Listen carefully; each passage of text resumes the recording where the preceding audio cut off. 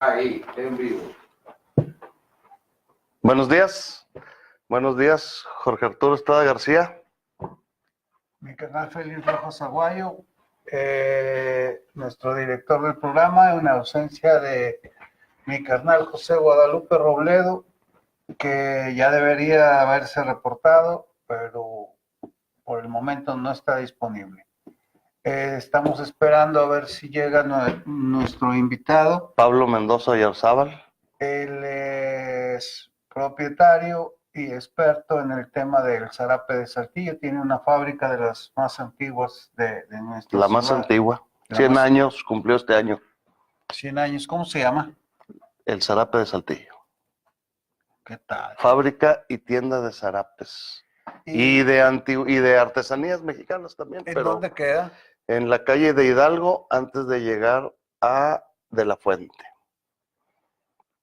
Porque sería interesante que se dieran una vuelta por ese lugar. Son 100 años de historia Real, local. Lo avalan, ¿verdad? Sí, claro. Claro, es... Fíjate que el tema ese del zarape es atractivo en muchos sentidos.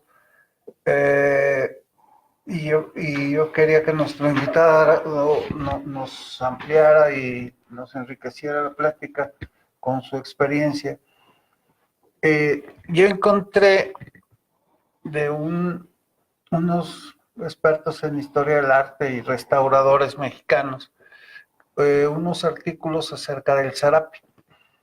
Y ellos decían que la palabra zarape podía derivarse de un vocablo persa, que es de una ciudad que se llama Sarab, y que en árabe le pueden sonar como Sarabi, y que podría haberse castellanizado en la península ibérica como Sarapi. Ok. No Sarape, sino Sarapi. Bueno, en esa ciudad actualmente, después de 1500 años o más, producen unas muy finas y muy caras alfombras persas. Entonces, a los españoles, digamos, el conocer las cosas en nuestro en la Nueva España o en nuestro territorio, cuando llegaron, ellos siempre se asombraban y le ponían nombre de algo a lo que les recordaba las cosas, ¿no? Y entonces, o a lo que les sonaban, porque le preguntaban a los nativos, oye, ¿y esto qué es? Y entonces, pues si te decían una palabra, pues tú a lo que le entendías. La castellanizaban. Sí, a lo que Dios les daba a entender, porque... Lo que se pareciera más a su lenguaje y lo podrían identificar. A su cultura, porque tampoco era tanta, porque los que llegaron aquí no eran literatos, ni nada de eso. No era ningún estudioso becado por buenas calificaciones. Ni por Salamanca, ni por ninguna universidad de eso. Y entonces, el zarape tiene un antecedente así. Y luego viene otro hecho interesante que podría ser el que a Saltillo, en Saltillo confluyen diversas culturas en el momento de su fundación. Uh-huh. Entonces llega Alberto del Canto, portugués, medio judío, pero arrepentido de ser judío, porque si no te arrepentías te mataban. Sí. Y entonces llega con unos camaradas con la misión de fundar una villa y a la que le ponen Saltillo. Y entonces eran, no sé, no traían muchachas, eran puro pelado. Puro varón. Y era entre 14 y 30. No se han puesto de acuerdo los historiadores. Y ellos fundan la ciudad, pero a cientos de kilómetros no había nada de amigos de ellos, porque estaba lleno de nuestros locales, que eran nuestros... los chichimecas, ¿no? Y los más locales de aquí que serían los guachichiles. Y que no eran ni muy dejados, ni muy dóciles, ni muy dispuestos a seguir. Sociables menos, Entre ellos sí, pero no pero con no los, con los no extraños, con los no españoles con los que venían extranjeros. a dominar, y con la idea de que dices, no, pues yo vengo aquí por fortuna y el que me encuentre lo voy a poner a chambear para mi fortuna, ¿verdad? Y no eran nada dejados. Y entonces, en medio de esa historia, Francisco de Ordiñola y se pone de acuerdo con el virrey, importan a 200 o 300 familias de tlaxcaltecas para fundar un poblado gemelo de Saltillo, un pueblo hermano al que solamente dividía la calle Allende, o sea, de Allende hacia el oriente, Villa de Santiago del Saltillo, Allende hacia Poniente, el poniente, San Esteban de la Nueva Tlaxcala. Entonces conviven esos dos pueblos y dices, ¿y para qué traer esos indios? Bueno, una parte era para que ayudaran a los españoles a defenderse, porque los otros aprendieron a montar, a usar armas y no eran nada tontos, y entonces pues traían en jaque a los españoles, españoles. recién llegados. Y entonces estos tlaxcaltecas, hay que recordar, los tlaxcaltecas eran aliados de los españoles porque ellos son los que le ayudaron a vencer a los aztecas. O sea, México no fue conquistado por los españoles porque México no existía. Fue los españoles que se juntaron con varias tribus, entre ellas los tlaxcaltecas, los más destacados, que eran fieros guerreros, que les ayudaron a derrotar al imperio azteca. Así es. Entonces, como eran aliados, eran protegidos del virrey. Y tenían permisos especiales. Permisos especiales para tener caballo. Montarlos. Para que le dijeras don. Uh-huh. A él le tenías que decir, si tú fueras tlaxcalteca, te tendrían que decir don Félix. Don Tlaxcalteco. Y mientras que, por ejemplo, si eras español, pues apenas que fueras el más rico del pueblo, te decían don. Si eras chalán, eras pues, Venancio a secas. Exacto. ¿Qué onda, Venancio? Tráete las cocas. Y ya. Exacto. Y también traer espadas y tener propiedades. Y entonces surgen dos ciudades. ¿Y para qué hacemos todo este rollo? Porque lo interesante de todo es, el zarape es tlaxcalteca, el zarape de Saltillo tiene origen tlaxcalteca, pero sí. No tlaxcalteca en Tlaxcala, es tlaxcalteca en Saltillo, porque aquí se junta la lana de los borregos que trajeron los colonizadores españoles a Saltillo. Uh-huh. Y los telares que trajeron los españoles colonizadores a Saltillo. Así es. Más la habilidad, la visión y la innovación y emprendedurismo de los tlaxcaltecas que vinieron a Saltillo.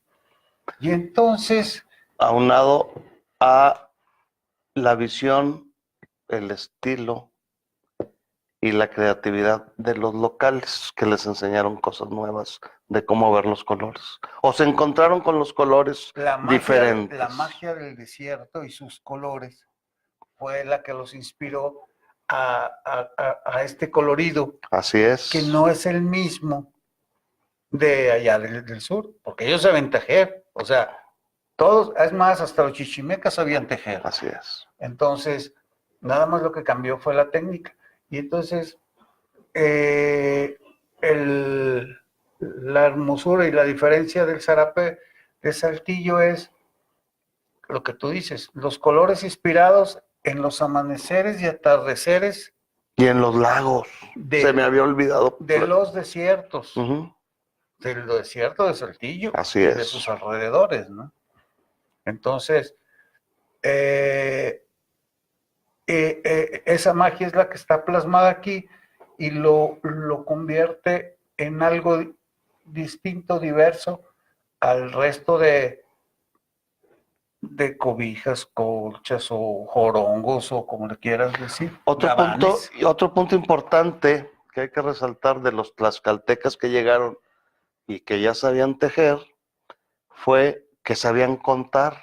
Los primeros los enseñaron a contar, porque a través de la contabilidad de los hilos se empezaron a hacer los degradados y las formas geométricas en los diferentes trabajos que hacían. En los diseños. Luego empezaron a tomar a los más vivos locales que supieron contar rápidamente, y entonces a ellos les empezaron a entregar los telares y la confianza para empezar a generar las telas que finalmente se fueron arraigando aquí en Saltillo. Y fíjate, tú me platicabas el otro día acerca del significado del rombo central de un zarape. El rombo central, me comentó Pablo, nuestro invitado, ojalá que llegue. Ojalá que llegue. Me decía que era que era para semejar el collar del comendador. Como un medallón. Como un medallón de un don. De poder, de jerarquía. Y entonces, pues las figuras y las grecas que tenía cada uno de los zarapes hacían semejar como si tuviera su collar, y eso era lo que le daba también una autoridad, solamente con ver la prenda que vestía el español en ese momento. Porque en el cine nos ponen de que pues toda la raza traía su traje de manta así como de Speedy González y un zarape colgado en el hombro, ¿verdad? Así es. Pero en realidad los zarapes eran caros.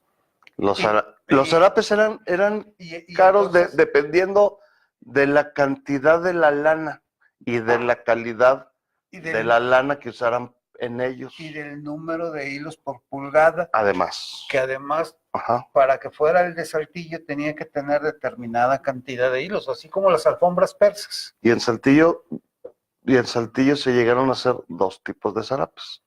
Los más gruesos, para soportar el frío de las sierras norteñas, de los desiertos norteños, y también llegaron a hacer unos zarapes más delgados, como los que actualmente son más comunes de encontrar en el mercado, para las temporadas de calor, que solamente refrescaba en las noches, pero no hacía tanto frío. Entonces había dos tipos de... Por eso no hay zarape de Monclova, ¿verdad? Pues no. Ni allá en Piedras, ni nada. Se ahogaban en sus pulgas. Oye, ni en verano aguantas ponerte un zarapito allá en Piedras, ¿no? Así es. Y de ahí salía también los dichos acerca de la lana. Tú tienes más lana, yo tengo más lana, tú tienes más dinero. Que era, ¿quién tenía más ovejas, más borregas? Era el que tenía más lana. Tu tío. Y entonces era sinónimo de decir, tú tienes más dinero o yo tengo menos dinero. Tío, el marqués de Aguayo. De San Miguel de Aguayo. Llegó a tener 2 millones de ovejas en sus 24 haciendas o 17. Iba creciendo, primero tenía 14. Y Francisco de Urdiñola fue el que empezó ese marquesado, precisamente.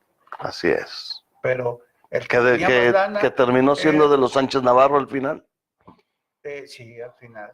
Y ese Sánchez Navarro, ese apellido Navarro, es de un chavo que se llamaba Juan Navarro, que tiene nombre de calle allá en Fundadores, pero era uno que vino con Alberto del Canto. Ok. Y que le tocó, y la leyenda dice, o algún archivo, yo no estoy seguro porque no lo he investigado, de que está enterrado en la catedral, porque ahí había la primera capilla de Saltillo, ¿no? Y entonces, en aquel tiempo los camposantos eran los patios de las iglesias en algunas ocasiones. Y si tenías lana, adentro de la iglesia. Sí. Entre más cerquitas, casi más como santo. Sí, más cerquita del altar te ponían. Más cerquita de la cruz protectora.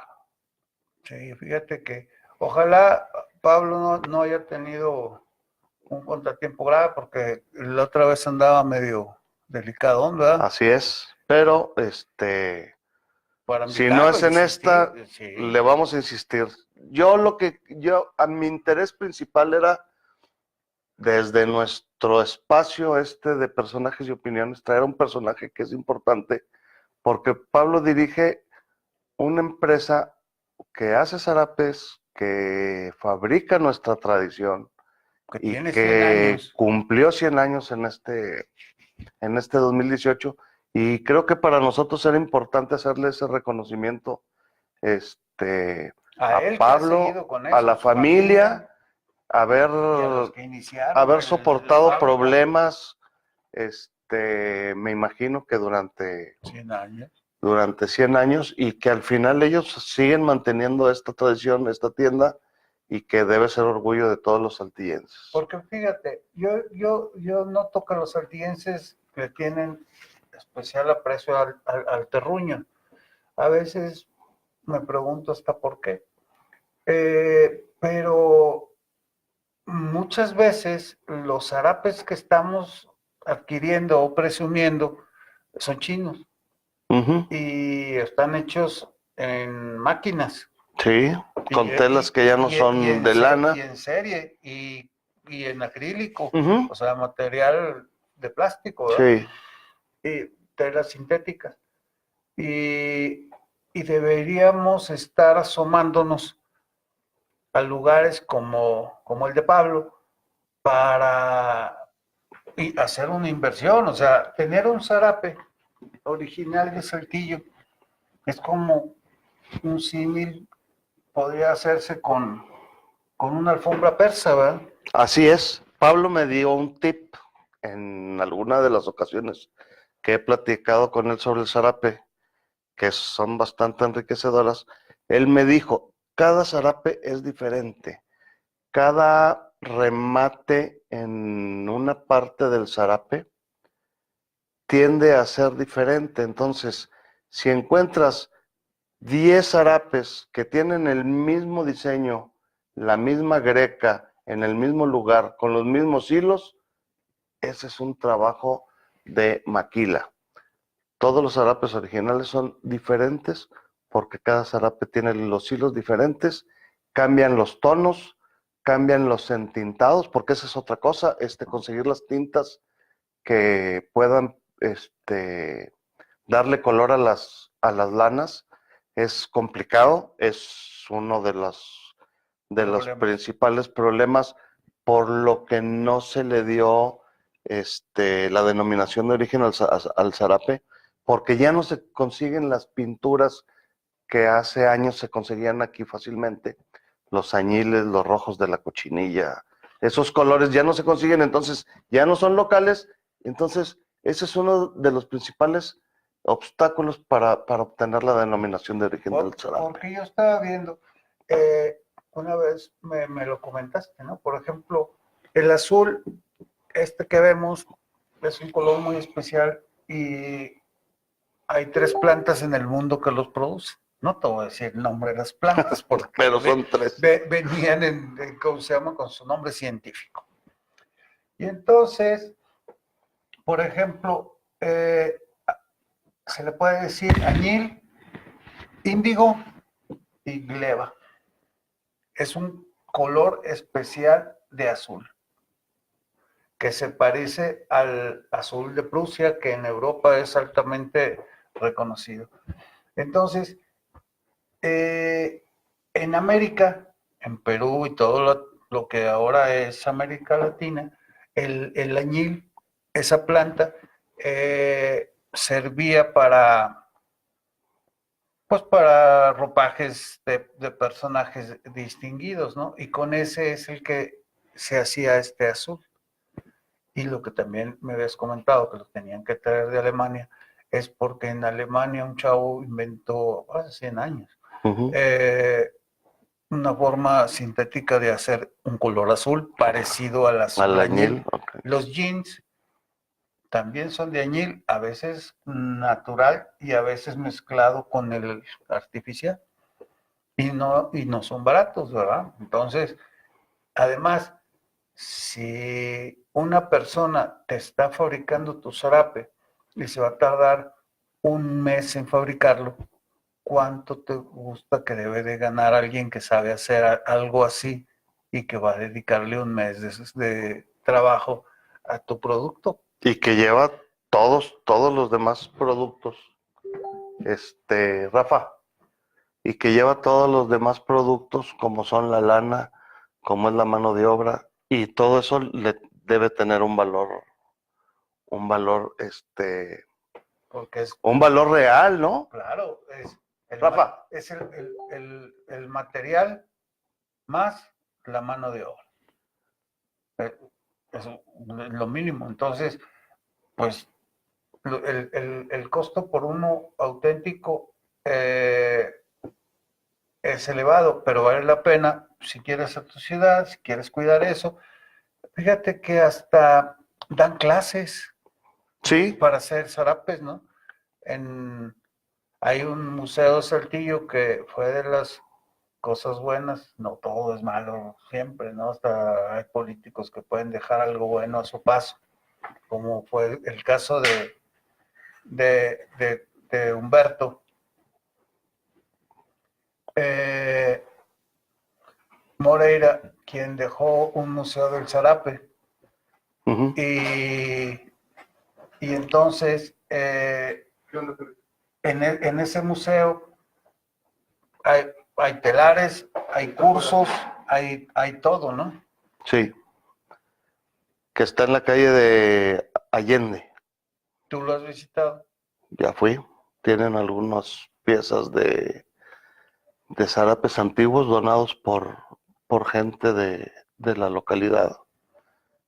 Tienen la escuela, tienen unas vitrinas exponiendo algunas piezas y tienen un inventario guardado de zarapes. Ojalá que los conserven, que no se los vayan a llevar para tapar salas o camas de alguien, si alguien que quiera vestir sus habitaciones.